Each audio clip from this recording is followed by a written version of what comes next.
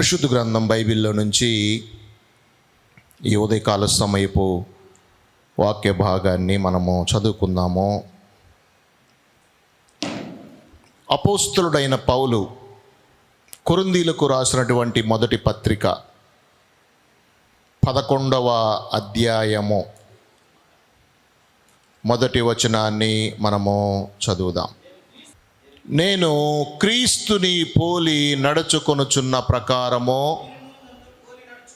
మీరును నన్ను పోలి నడుచుకొనుడి. మీరు అన్ని విషయములలో నన్ను జ్ఞాపకము చేసుకొనుచు నేను మీకు అప్పగించిన కట్టడలను గైకొనుచున్నారని మెచ్చుకొనుచున్నాను. చాలండి. అపోస్తలుడైనటువంటి పౌలు ఎంతో శ్రేష్టమైనటువంటి భక్తి జీవితాన్ని కలిగినటువంటి దైవజనుడు. దేవుని యొక్క వాక్య భాగంలో మనం చూసినట్లయితే ఈ పౌలు భక్తుడు మంచి భక్తి జీవితాన్ని కలిగినటువంటి వ్యక్తి. కాబట్టే ఏమంటున్నాడంటే, నేను క్రీస్తుని పోలి నడుచుకొనుచున్న ప్రకారము మీరును నన్ను పోలి నడుచుకొనుడి. ఈయన యేసు క్రీస్తుని పోలి నడుచుకుంటూ ఉన్నటువంటి ప్రకారము తెలియజేస్తూ ఉన్నాడు. అపోస్తలుడైనటువంటి పౌలు భక్తుడు యేసుక్రీస్తు ప్రభువారిని ఒక మాదిరికరంగా ఉంచుకున్నాడు. ఒక మాదిరిని ఆయన యేసయ్యను ఒక మాదిరిగా ప్రభువుని ఆయన ముందు ఉంచుకొని నడుస్తూ ఉన్నట్లుగా తన యొక్క ఆత్మీయ జీవితంలో మనము జ్ఞాపకం చేసుకోవచ్చు. ఎవరైనా సరే ఒక మంచి ఉద్యోగం సంపాదించారనుకోండి, సాధారణంగా ఏమంటారంటే వాడిని చూసి నేర్చుకోరా, వాడిని చూసి బాగుపడురా, వాడితో నువ్వు సహవాసం చేయరా అని చెప్పి సాధారణంగా సొసైటీలో ఉన్నటువంటి ప్రజలు అలాగంటూ ఉంటారు, లేదా పేరెంట్స్ అలాగంటూ ఉంటారు. కానీ పౌలు యొక్క జీవితంలో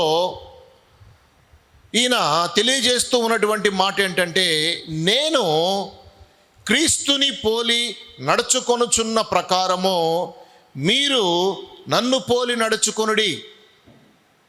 అంటే పౌలు గారిని పోలి నడుచుకోవడానికి పౌలు గారికి ఉన్నటువంటి గొప్ప లక్షణాలేంటి? ఎందుకు ఆయన నన్ను పోలి నడుచుకోండి అని చెప్పి అంత ఖచ్చితంగా చెప్పటానికి కొన్ని కారణాలైతే ఉండాలి. లేకపోతే ఎలాగా ఎవరైనా గట్టిగా చెప్పగలరు? అయితే మనము కొంత దేవుని యొక్క వాక్య భాగంలో నుంచి మనం గమనించినట్లయితే, మొదటి తెస్సలోనికైలకు రాసినటువంటి పత్రిక 2వ అధ్యాయము మొదటి నుంచి మనము కొన్ని మాటలను చదివినట్లయితే, సహోదరులారా, మీ యొద్ద మా ప్రవేశము వ్యర్థము కాలేదు గాని మీరు ఎరిగినట్టే మేము ఫిలిప్పులో ముందు శ్రమపడి అవమానము పొంది మొదటి నుంచి 8 వచనాల వరకు ఆయన సువార్తను ఎలాగా ఆయన ప్రకటించాడో అన్న విషయాన్ని తెలియజేస్తూ ఉన్నాడు. అంతేగాక 9వ వచనము నుండి 12వ వచనం వరకు కూడా మనము చదివినప్పుడు పౌలు యొక్క జీవితము గురించి మనం అక్కడ నేర్చుకుంటాం. అంటే సువార్తను ప్రకటించటాన్ని బట్టి 1 నుంచి 8 వచనాల వరకు అక్కడ తెలియజేస్తూ ఉంది. 9 నుంచి 12వ వచనం వరకు ఆయన తన యొక్క జీవితము ఎలాగుందో, తను ఎలాంటి మంచి జీవితాన్ని కలిగి యేసుక్రీస్తు ప్రభువారి గురించినటువంటి సువార్తను ఆయన ప్రకటించాడో మనకి అక్కడ చాలా క్లియర్గా పౌలు గారు తెలియజేస్తున్నట్లుగా నేను మీకు జ్ఞాపకం చేస్తూ ఉన్నాను.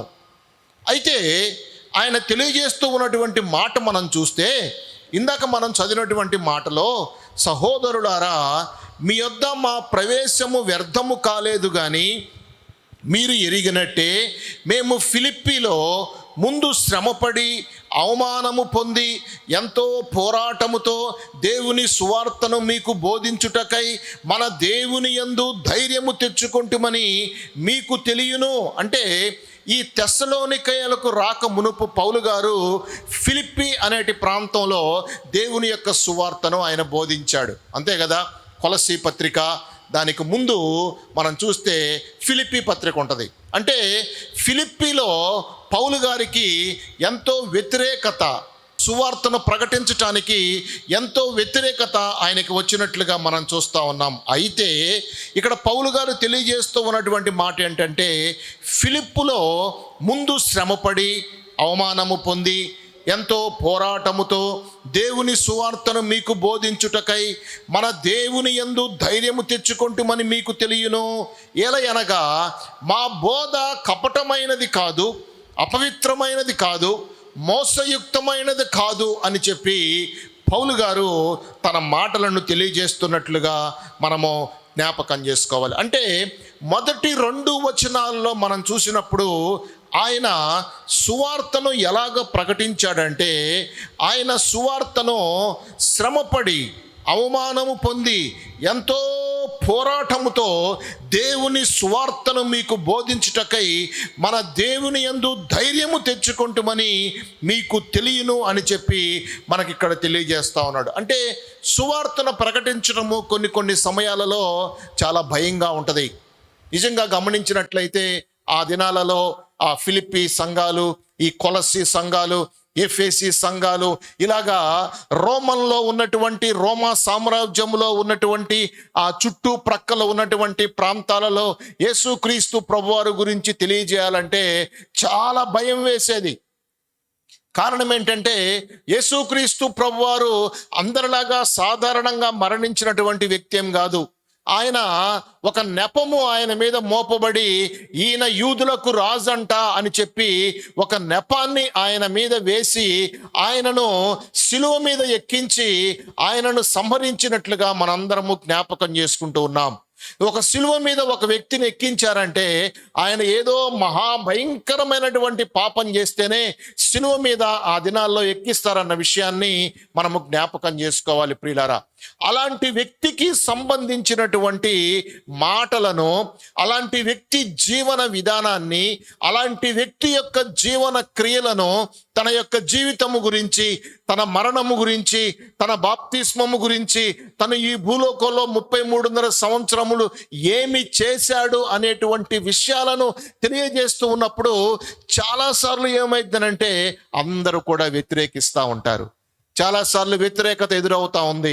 కానీ పౌలు గారికి ఇలాంటి వ్యతిరేకతే ఈ యొక్క ఫిలిప్పీ సంఘంలో ఎదురైనట్లుగా మనము దేవుని యొక్క వాక్య భాగంలో జ్ఞాపకం చేసుకుంటూ ఉన్నాం. అయినప్పటికీ కూడా, అలాంటి వ్యతిరేకత ఎదురైనప్పటికీ కూడా, అందుకే మనం చూసినప్పుడు 1 కొరింథీయులకు రాసిన పత్రిక 2వ అధ్యాయము 3వ వచనాన్ని మనము చదివినట్లయితే, కొరింథీ పత్రిక 2వ అధ్యాయము 3వ వచనాన్ని మనము చదివినట్లయితే అక్కడ, మరియు బలహీనతతోనూ భయముతోనూ ఎంతో వణకుతోనూ మీ యొద్ద ఉంటిని, మీ విశ్వాసము మనుష్యుల జ్ఞానమును ఆధారము చేసుకొనక దేవుని శక్తిని ఆధారము చేసుకొని ఉండవలనని నేను మాటలాడినను, సువార్త ప్రకటించినను, జ్ఞానయుక్తమైన తీయని మాటలు వినియోగింపక పరిశుద్ధాత్మయు దేవుని శక్తియు కనబరుచు దుష్టాంతములనే వినియోగించి తిని అని చెప్పి పౌలు గారు చెప్తున్నాడు.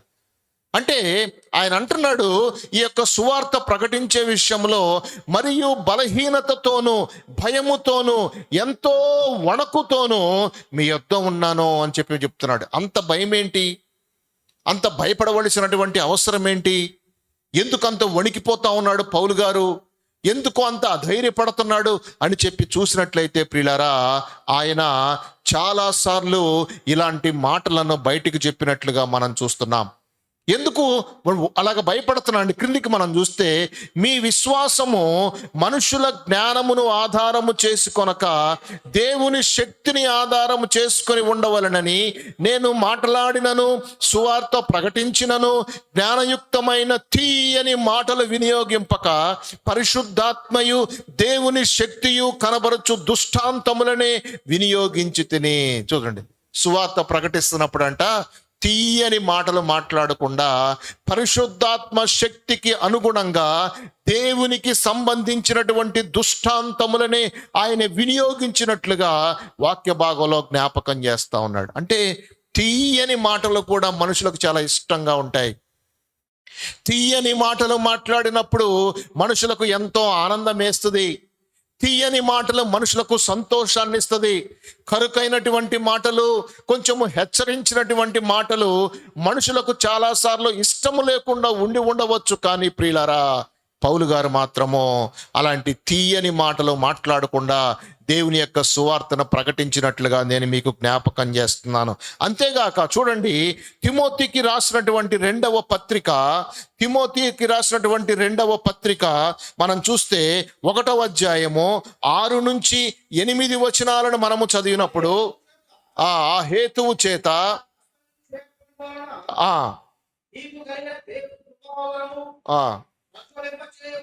ప్రజ్వలింప చేయవలనని నీకు జ్ఞాపకము చేయుచున్నాను. దేవుడు మనకు శక్తియు ప్రేమయు ఇంద్రియ నిగ్రహమును గల ఆత్మనిచ్చిన గాని పిరికితనమైనటువంటి ఆత్మనియ్యలేదు. కాబట్టి నీవు మన ప్రభు విషయమై సాక్ష్యమును గూర్చి అయినను ఆయన ఖైదీనైన నన్ను గూర్చి అయినను సిగ్గుపడక దేవుని శక్తిని బట్టి సువార్త నిమిత్తమైన శ్రమానుభవములో పాలివాడవయ్యుండుమో. పౌలు గారు తిమోతికి కొన్ని గైడ్ లైన్స్ ఇస్తూ చెప్తూ ఉన్నటువంటి మాట ఏంటంటే, 2వ తిమోతికి రాసిన పత్రిక 1వ అధ్యాయము 6 నుంచి 8 వచనాలు మనం చదివినట్లయితే, ఆ హేతువు చేత నా హస్త నిక్షేపణము వలన నీకు కలిగిన దేవుని కృపావరము ప్రజ్వలింప చేయవలనని నీకు జ్ఞాపకము చేయుచున్నాను. దేవుడు మనకు శక్తియు ప్రేమయు ఇంద్రియ నిగ్రహములు గల ఆత్మనే ఇచ్చను గాని పిరికితనము గల ఆత్మను మనకు ఇయ్యలేదు. దేవుడు ఏమి ఇచ్చాడంటే, మనకి శక్తి ఇచ్చాడు, ప్రేమిచ్చాడు, అంతేగాక ఇంద్రియ నిగ్రహములో కలిగినటువంటి ఆత్మను మనకిచ్చాడు. అంటే దేవుడు మనకేమిచ్చాడంటే శక్తినిచ్చాడు, ప్రేమనిచ్చాడు, అంతేగాక మన ఇంద్రియాలను నిగ్రహించుకోగలిగినటువంటి శక్తి కలిగినటువంటి ఆత్మను మన దేవుడు మనకిచ్చాడు అన్న విషయాన్ని మనము జ్ఞాపకం ఉంచుకొనవలసినటువంటి వారమై ఉన్నాం. దేవుడు మనకు శక్తి ఇచ్చాడు, ఇంకా దేవుడు మనకు ప్రేమనిచ్చాడు, అంతేగాక మన ఇంద్రియాలను నిగ్రహించుకోగలిగినటువంటి శక్తిని, ఆత్మను కూడా దేవుడు మనకి ఇచ్చాడు అన్న విషయాన్ని మనం జ్ఞాపకం చేసుకొనొచ్చు. అంతేగాక పిరికితనమైనటువంటి ఆత్మను దేవుడు మనకు ఇయ్యలేదు. పిరికితనమైనటువంటి ఆత్మ దేవుడు మనకి ఇయ్యలేదు. పిరికితనము మనము ఏ విషయంలో కూడా చూపించవలసిన అవసరం లేదు. మంచి చేసే విషయంలో పిరికితనంగా ఉండవలసినటువంటి అవసరం లేదు. అంతేగాక క్రిందికి మనం చూస్తే, కాబట్టి నీవు మన ప్రభువు విషయమై సాక్ష్యమును గూర్చి అయినను ఆయన ఖైదీనైన నన్ను గూర్చి అయినను సిగ్గుపడక దేవుని శక్తిని బట్టి సువార్త నిమిత్తమైన శ్రమానుభవములో పాలివాడమై ఉండుము. అంటే పౌలు గారు చెప్తున్నారయ్యా, నీవు సువార్త పనిలో పాలిభాగస్తుడుగా నీవుండు. సువార్త పని నీవు చేయలేకపోయినట్లయితే చేసేటటువంటి వారికి నీవు సహాయం చెయ్యి. వారు దేవుని యొక్క సువార్తను ప్రకటిస్తారు. ఎందుకంటే ఎంతో మంది దేవుడు అనేటువంటి వ్యక్తి లేకుండానే, దేవుని యొక్క ప్రేమ తెలియకుండానే, దేవుని యొక్క చిత్తము తెలియకుండానే, దేవుని యొక్క దేవుడు ఎందుకు ఈ భూలోకంలోకి వచ్చాడు అన్న విషయం తెలియకుండానే ఎంతో మంది మరణిస్తూ ఉన్నారు. కాబట్టి నీవు సువార్తను ప్రకటించటానికి ప్రయత్నం చేయి అని తెలియజేస్తూ, ఎంతో మంది ఈ సువార్తను ప్రకటించటానికి, యేసు ప్రభువును గురించి తెలియజేయడానికి ముందుకెళ్తా ఉన్నారు. కాబట్టి వారికి తెలియచేయటానికి వారి కొరకు నేను ప్రయాసపడుతూ ఉన్నాను. కాబట్టి నా గురించి మీరు ప్రార్థన చేయండి. పౌలు గారు చెప్తున్నారు, నా గురించి మీరు ప్రార్థన చేయటానికి ప్రయత్నం చేయండి అని చెప్తున్నాడు. అంతేగాక ఇంకా మనం క్రిందికి చదివినట్లయితే ప్రియులారా, దేవుని యొక్క మాటలు మనం గమనించినట్లయితే అపోస్తుల కార్యాల గ్రంథంలో 4వ అధ్యాయము 29వ వచనాన్ని మనం చదివినట్లయితే, అపోస్తుల కార్యాల గ్రంథము 4వ అధ్యాయము 29వ వచనాన్ని మనం చదివినట్లయితే, ప్రభువా ఈ సమయమందు వారి బెదిరింపును చూచి రోగులను స్వస్థపరచుటకును నీ పరిశుద్ధ సేవకుడైన యేసు నామము ద్వారా సూచక క్రియలను మహత్కార్యములను చేయుటకు నీ చెయ్యి చాచి ఉండగా, నీ దాసులు బహుధైర్యముగా నీ వాక్యమును బోధించున్నట్లు అనుగ్రహించుము. వారు ప్రార్థన చేయగానే వారు కూడి ఉన్న చోట కంపించెను. అప్పుడు వారందరూ పరిశుద్ధాత్మతో నిండిన వారై దేవుని వాక్యమును ధైర్యముగా బోధించిరి. చూడండి, అక్కడ ఉన్నటువంటి ప్రజల యొక్క పరిస్థితి మనం చూస్తే 29లో మనం చూస్తే, ప్రభువా ఈ సమయమందు వారు బెదిరింపులు చూచి రోగులను స్వస్థపరచుటకు నీ పరిశుద్ధ సేవకుడైన యేసు నామము ద్వారా సూచక క్రియలు మహత్కార్యములు చేయుటకు నీ చెయ్యి చాచి ఉండగా, నీ దాసులు బహుధైర్యముగా నీ వాక్యమును బోధించున్నట్లు అనుగ్రహించుము. వారు ప్రార్థన చేయగానే వారి కూడి ఉన్న చోట కంపించెను. అప్పుడు వారందరూ పరిశుద్ధాత్మతో నిండిన వారై దేవుని వాక్యమును ధైర్యముగా బోధించిరి. ఎందుకంటే పౌలు గారు ప్రార్థన చేయమంది దేవుని యొక్క శక్తిని అక్కడ ఉన్నటువంటి ప్రజలందరూ కూడా అనుభవించాలన్న ఉద్దేశంతో, అయ్యా మేము సువార్తను ప్రకటించడానికి వెళ్తున్నప్పుడు మీరు మా కొరకు ప్రార్థన చేయండి, మా కొరకు ప్రభువుని వేడుకోండి, మా గురించి ప్రభువుని అడగండి. అయ్యా మేము రకరకాల విపత్తుల్లో నుంచి వెళ్తూ ఉంటాము, ఇరుకుల్లో నుంచి వెళ్తుంటాం, కష్టాల్లో నుంచి వెళ్తూ ఉంటాము, ఎన్నో శారీరక శ్రమల నుంచి వెళ్తుంటాము, ఎండనక వాననక ప్రయాణం చేస్తూ ఎంతో మందికి సువార్తను ప్రకటిస్తూ ఉన్నప్పుడు ఒకవేళ మాకేదైనా సరే బలహీనత ఇద్దామో, అందువల్ల మీరు మా కొరకు ప్రార్థించండి అని చెప్పి పౌలు గారు అక్కడ ఉన్నటువంటి కొన్ని సంఘాల్లో ఉన్నటువంటి వారందరితో కూడా ఆయన మాట్లాడుతున్నట్లుగా మనం జ్ఞాపకం చేసుకుంటూ ఉన్నాం. ఎందుకంటే ఆయన గంభీరమైన సువార్తను ప్రకటించాడు పౌలు గారు. ఎక్కడ కూడా కాంప్రమైజ్ కాలేదు. పెద్ద పెద్ద అధిపతుల ముందు, గవర్నర్ల ముందు, ఆ దినాలలో చాలా పెద్ద వారి ముందు పౌలు గారు యేసుక్రీస్తు ప్రభువారి గురించి చాలా బాహాటముగా ఆయన తెలియజేసినట్లుగా మనం దేవుని యొక్క వాక్య భాగంలో జ్ఞాపకం చేసుకుంటూ ఉన్నాం. రెండవదిగా మనం చూసినట్లయితే ఆయన నీతియుక్తమైనటువంటి బోధను ఆయన బోధించాడు.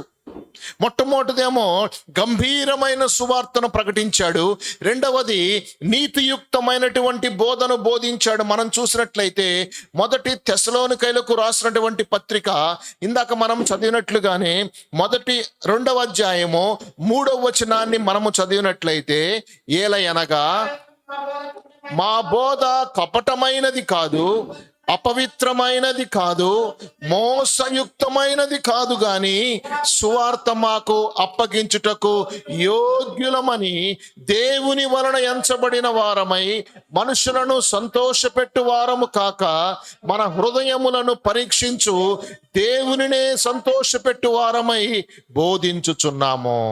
ఈయన సేవ ఎలాంటిదంట మనం చూస్తే, మా బోధ కపటమైనటువంటిది కాదు. కొన్ని కపటమైనటువంటి బోధలు కూడా ఉన్నాయి ఈ దినాల్లో. అంతేగాక రెండవది, మా బోధ అపవిత్రమైనటువంటి బోధ కాదు. ఆయనే పౌలు గారు చెప్పేటువంటి బోధ అది అపవిత్రమైనటువంటి బోధ కాదు. మూడవది మోసయుక్తమైనది కాదు, కానీ మూడవది మోసయుక్తమైనటువంటి బోధ కాదు. నేను బోధించేటటువంటి బోధ ఎలాంటిదంటే అది నీతియుక్తమైనటువంటి బోధగా పౌలు గారు తెలియజేస్తూ ఉన్నట్లుగా నేను మీకు జ్ఞాపకం చేస్తా ఉన్నాను.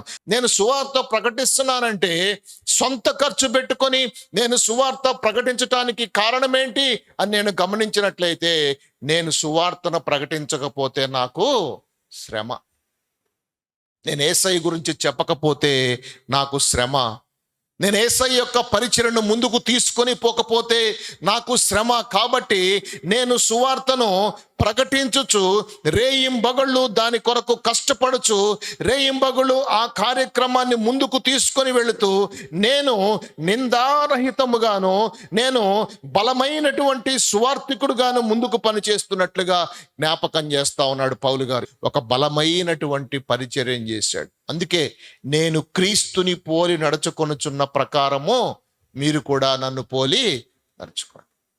ఏం పోలి నడుచుకోవాలి? ఏముంది పౌలు గారి దగ్గర? ఏంటి స్పెషాలిటీ?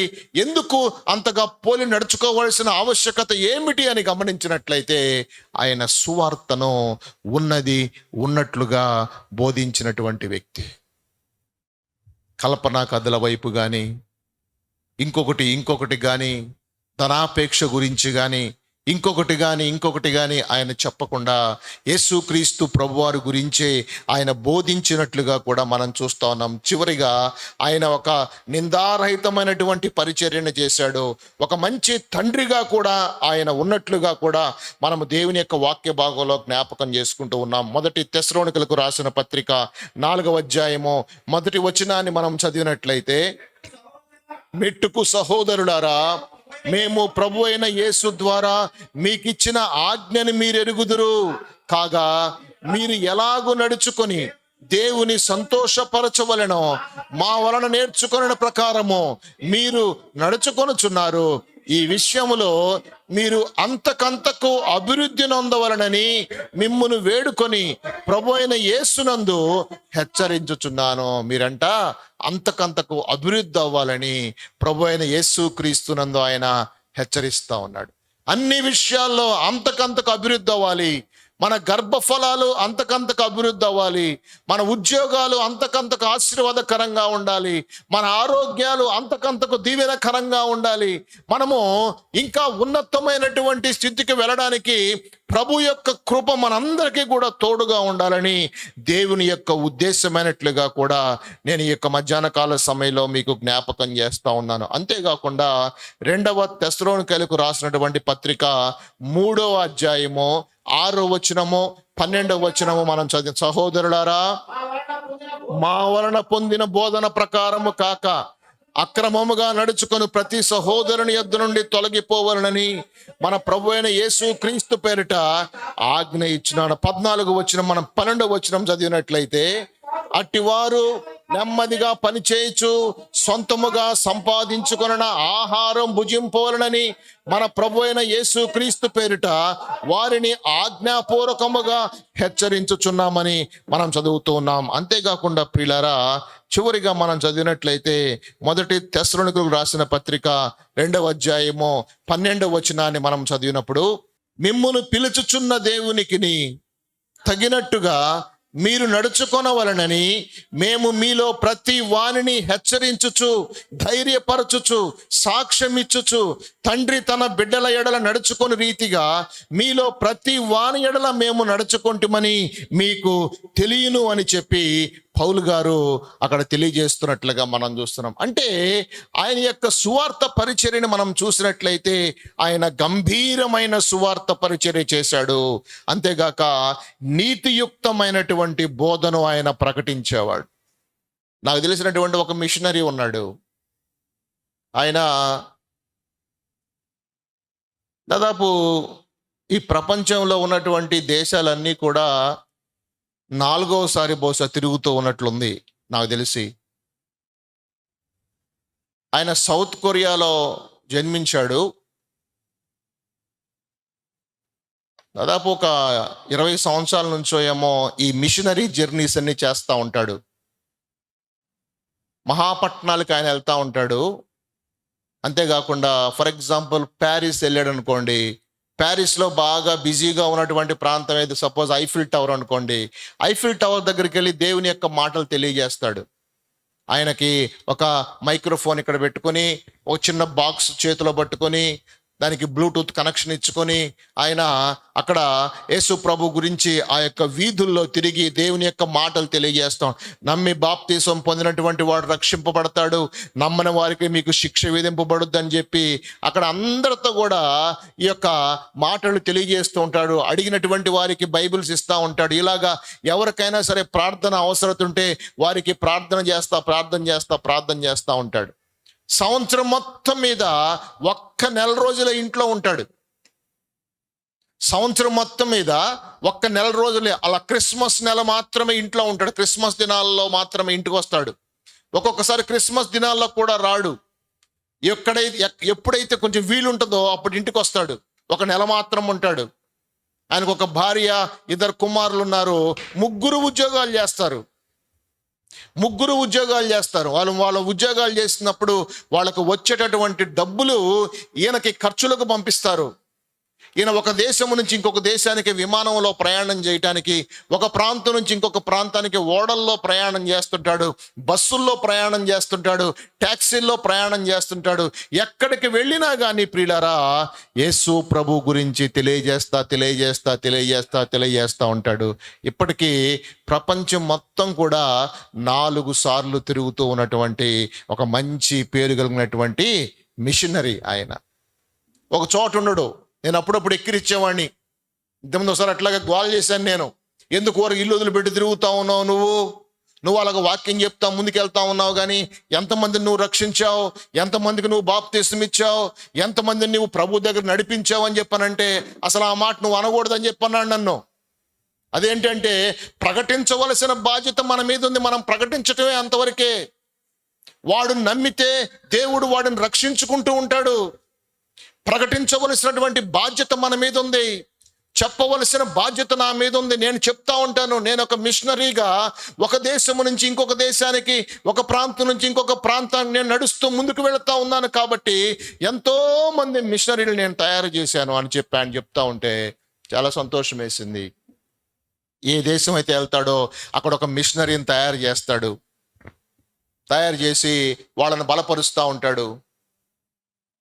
వాళ్ళకి ఈయన వెళ్ళినప్పుడల్లా మళ్ళా రెండోసారి ఆ దేశం వెళ్ళినప్పుడు ఆ వ్యక్తిని మళ్ళీ అక్కడ కలుస్తాడు. ఎలా చేసావు ఇన్ని సంవత్సరాల పరిచర్య, ఇన్ని రోజులు ఏం చేసావు, ఎక్కడ చేసావు, ఏంటి, వాట్ అని చెప్పి అన్ని ఎంక్వైరీ చేస్తూ ఉంటాడు. ప్రియులారా గమనించినట్లయితే నిజంగా కుటుంబాలను వదిలిపెట్టి దేవుని కొరకు నిలబడ్డటువంటి వారిని చాలామంది మనము ఈ యొక్క భారతదేశంలో చూస్తూ ఉంటాం. ఇండియా దేశానికి ఎంతోమంది మిషనరీలు వారి భార్యలను వదిలిపెట్టి, పిల్లలను వదిలిపెట్టి, వాళ్ళకి అనారోగ్యమైనా తెలియదు. ఆ దినాల్లో, ఇంకా ఈ దినాల్లో అయితే ఫోన్స్ ఉన్నాయి లేదా ఇంటర్నెట్ ఉంది. ఆ దినాల్లో అంతా ఉత్తరాల మీదే పరిచర్య జరిగేది. ఇదిగో నాకు జ్వరంగా ఉందండి, నాకు డయేరియా వచ్చిందండి అని చెప్పి వాళ్ళ ఆవిడ అక్కడ ఉత్తరం రాసి, ఆ ఉత్తరం తీరా ఈడకు వచ్చేసి ఒక నెల అయింది. మళ్ళీ ఈయన ఉత్తరం చూసుకొని మళ్ళీ రిటర్న్ రాసేసరికి ఆమెకు డయేరియా ఉండొచ్చు, లేకపోతే ఆ మనిషి బోస మరణించి కూడా ఉండవచ్చు. ప్రియులారా అలాంటి క్లిష్టమైనటువంటి పరిస్థితుల్లో దేవుని యొక్క పరిచర్యం చేసినటువంటి ప్రజలు ఎంతో మంది ఉన్నారన్న విషయం నేను మీకు జ్ఞాపకం చేస్తున్నాను. ఎంతో కష్టపడ్డారు వారు, రక్తాన్ని చిందించారు, తన సొంత ప్రజలను వదులుకున్నారు, వారి యొక్క రక్త సంబంధీకులను వదులుకున్నారు. అబ్రహాముతో దేవుడు ఏమైతే చెప్పాడో, అబ్రహామా నీవు నీ యొక్క సొంత జనుల నుంచి నీవు బయటికి రా, నేను నిన్ను గొప్ప జనముగా చేస్తానని చెప్పాడో, అలాగే వారందరూ కూడా వాళ్ళ సొంత ప్రజలందరినీ విడిచిపెట్టి బయటికి వచ్చి అక్కడ ఉన్నటువంటి రకరకాలైనటువంటి దేశాలు వచ్చి, మన భారతదేశానికి ఎంతమంది వచ్చారు మిషనరీలు, అసలు మన ఒంగోలుకి ఎంతమంది వచ్చారండి? ఎంతమంది మిషనరీలు మన యొక్క ఒంగోలు గడ్డను తాకారండి? ఎంతమంది మిషనరీలు ఒంగోలు గడ్డ మీద ప్రార్థన చేశారండి? మీరు కర్నూలు తీసుకోండి, ఇంకా ఏదైనా సరే ఈ యొక్క హైదరాబాద్ ప్రాంతాలు తీసుకోండి, నెల్లూరు తీసుకోండి, గుంటూరు తీసుకోండి, ఈ ప్రతి జిల్లాల్లో కూడా మిషనరీల యొక్క పాద ముద్రలు, మిషనరీల యొక్క ప్రార్థన, మిషనరీల యొక్క కాళ్ళల్లో నుంచి వచ్చినటువంటి చెమట, మిషనరీల యొక్క శక్తి, మిషనరీల యొక్క మాట, ప్రార్థన ఉండటం వల్లనే ఇప్పటికీ కూడా మనము ఇలాగ దేవుని యొక్క సువార్తను ఇంత క్షేమంగా ప్రచురించగలుగుతున్నామన్న విషయం మనము జ్ఞాపకం చేసుకోవాలి. ఎంత గొప్ప ధన్యతలో మనం ఉన్నాం అనుకుంటున్నారు, కానీ ఇంకా ప్రభువుని ఎరగనటువంటి వారు చాలామంది ఉన్నారు ప్రియులారా. ప్రభు అంటే తెలియనటువంటి వారు చాలామంది ఉన్నారు. వారి కొరకు మీరు తప్పకుండా ప్రార్థన చేయాలని, వారికి కూడా సువార్త అందే విధంగా మీ యొక్క ప్రార్థనలో వారి గురించి జ్ఞాపకం చేసుకోవాలని నేను మీకు ఈ మధ్యాహ్న కాల సమయంలో జ్ఞాపకం చేస్తూ ఉన్నాను. వారి కొరకు మీరు ప్రార్థన చేయండి ప్రభువా, సేవకులను పంపించండి ప్రభువా, వారిని రీచ్ అయ్యే విధంగా మీరు సహాయం చేయండి ప్రభువా అని చెప్పి మనం వారి కొరకు ప్రార్థన చేయవలసిన వారమైనట్లుగా నేను మీకు జ్ఞాపకం చేస్తున్నాను ప్రియులారా. మనం చేయకపోతే ఎవరు చేస్తారు? మనం చేయకపోతే ఎవరు చేస్తారు? ఇంకా దేవుని ప్రేమ కలిగినటువంటి వారము, దేవుని కృప కలిగినటువంటి వారము మనమే చేయాలి. ఎందుకంటే మనము ప్రభువుని సంతోషపెట్టేవారుగా మనం ఉండాలి. మనము ప్రభువుని సంతోషపెట్టేవారం, ప్రభు కొరకు నిలబడినటువంటి వారం, ప్రభు కొరకు త్యాగం చేసినటువంటి వారం. కాబట్టి ప్రియులారా, ప్రభు మనల్ని రక్షించుకున్నాడు కాబట్టి ఆ రక్షణకు తగిన విధంగా మనము నివాసము చేయవలసిన ఆవశ్యకత ఎంతైనా ఉంది. కాబట్టి మనము ఆ యొక్క పౌలు గారు చెప్పినట్లుగా, అవునండి నేను సువార్తను ఎంతో కష్టపడి ప్రకటించడానికి ఇష్టపడ్డాను, అలాగే నేను ప్రకటించానని చెప్పి పౌలు గారు చెప్పాడు కదా. అలాగే మనం కూడా ప్రకటించేటటువంటి వారిని బట్టి ప్రార్థన చేయండి. మీరు కూడా వారి కొరకు ప్రార్థన చేయండి. ప్రభు యొక్క కృప, ఆయన యొక్క కాపుదల మనందరి మీద విస్తారంగా ఉండాలని ప్రార్థన చేయాలని ప్రభు పేరిట అందరికీ మనవి చేయుచున్నాను. ప్రార్థన చేసుకుందాం. దేవుడు తన యొక్క కృపలో మనందరినీ బలపరచునుగాక. అందుకే పౌలు గారు అన్నారు కదా, నేను క్రీస్తుని పోలి నడుచుకున్న ప్రకారము మీరు నన్ను పోలి నడుచుకోండి అని చెప్పి పౌలు గారు తెలియజేశాడు. ఏమి పోలి నడుచుకోవాలి అని చెప్పి నేను స్టడీ చేస్తూ ఉన్నటువంటి క్రమంలో ప్రియులారా, పౌలు యొక్క శైలి, పౌలు యొక్క ఆ వాక్య ప్రచురణము, పౌలు యొక్క సువార్త పరిచర్య, ఆ యొక్క మొదటి తెస్సలోనికీయులకు రాసిన పత్రిక 2వ అధ్యాయంలో చదివినప్పుడు ఆయన ఎంత కష్టపడి దేవుని యొక్క పరిచర్యం చేశాడో మనం అక్కడ జ్ఞాపకం చేసుకోవచ్చు. కాబట్టి ఆ కష్టానికి తగిన ప్రతిఫలం మనందరం కూడా పొందుకోవాలని, మనం కూడా పరిచర్యల్లో మన కుటుంబాలు కూడా మంచి ప్రార్థించే పరిచర్య బిడ్డలుగాను, యొక్క సేవకుల కొరకు ప్రార్థించే బిడ్డలుగాను, వారి పరిచర్యను దీవించే బిడ్డలుగాను, వారి అవసరతలు అక్రతలన్నీ కూడా తీర్చబడే విధంగాను ప్రభువు మనందరికీ కూడా సహాయం చేయాలని ఈ మధ్యాహ్న కాల సమయంలో ప్రార్థన చేసుకుందాం. మీ ఘనమైన నామానికి వందనాలు ప్రభువా. మమ్మల్ని ప్రేమించి కరుణించి కాపాడి బలపరిచి ప్రభువా, మిమ్మల్ని స్తుతించే బిడ్డలుగాను, మిమ్మల్ని ఆరాధించే బిడ్డలుగాను, మిమ్మల్ని కీర్తించే బిడ్డలుగా మమ్మల్ని చేసుకొని ప్రభువా, నేను సంతోషపెట్టే బిడ్డలుగా మమ్మల్ని ఏర్పాటు చేసుకున్నాం. మీకు వందనాలు. మీరు మాకు ఇచ్చినటువంటి పరిచర్యను బట్టి మీకు స్తోత్రాలు ప్రభువా. సహాయం దయచేయండి. ప్రత్యేకంగా ప్రభువా చేరువచ్చినటువంటి సంఘపు బిడ్డలందరిని బట్టి మీకు స్తోత్రాలు నాయన. ప్రభువా, ఆదివారం ఆరాధన కార్యక్రమంలో మేము పాలు పొందుచున్నాం. మీకు వందనాలు. అలాగే ప్రభువా నా తండ్రి నాయన, ఈ యొక్క మందిరాన్ని మీరు బలపరచండి, మీ కృపలో జ్ఞాపకం చేసుకోండి. వచ్చే ప్రతి బిడ్డ కూడా నా తండ్రి నీ యందు విశ్వాసం కలిగి వస్తూ ఉండగా వారి యొక్క హస్తాలను దీవించండి, వారు ఇచ్చినటువంటి కానుకలు దీవించండి, వారికి రెట్టింపు ప్రతిఫలాన్ని మీరు అనుగ్రహించండి. మీకు స్తోత్రాలు. వారి అవసరతలు అక్రతలు అన్నీ కూడా మీరు తీర్చండి ప్రభువా. నీకు స్తోత్రాలు నా తండ్రి. వారి గర్భఫలాల చదువుల విషయాల్లో, రాకపోకల విషయాల్లో ప్రభువా మీ సహాయము చేయండి ప్రభువా. నీకు వందనాలు నా తండ్రి నాయన. ప్రభువా నా తండ్రి, నెమ్మదిగాను సుఖముగాను బ్రతుకు నిమిత్తము ఆయన ఉన్నటువంటి రాజుల కొరకు, అధికారుల కొరకు, యాజకుల కొరకు ప్రభువా నాయన, మేము మనుషులందరి కొరకు ప్రభువా ప్రార్థించే బిడ్డలుగా ఉండటానికి మీ సహాయం మాకు దయచేయండి ప్రభువా నా తండ్రి.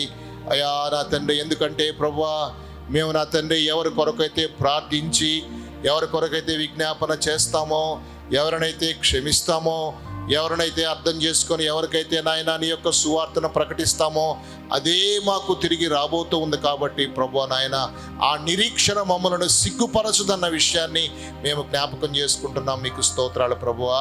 ప్రత్యేకంగా మేమందరము తిరిగి గృహాలకు ప్రయాణం అవుచుండగా మా ప్రయాణాలంతట్లో కూడా మీరు సహాయం దయచేయండి. నీకు స్తోత్రాలు నా తండ్రి. పేరు పేరున మమ్మల్ని అందరినీ జ్ఞాపకం చేసుకొని మరలా కలుసుకునేంత వరకు మీ యొక్క దేవదూతల కాపుదల మాకు దయచేయమని నజరేయుడైన యేసుక్రీస్తు నామాన ప్రార్థించి మరి మిక్కిలి వినయంతో అడిగి వేడుకొనుచున్నాను మా పరమ తండ్రి. ఆమేన్.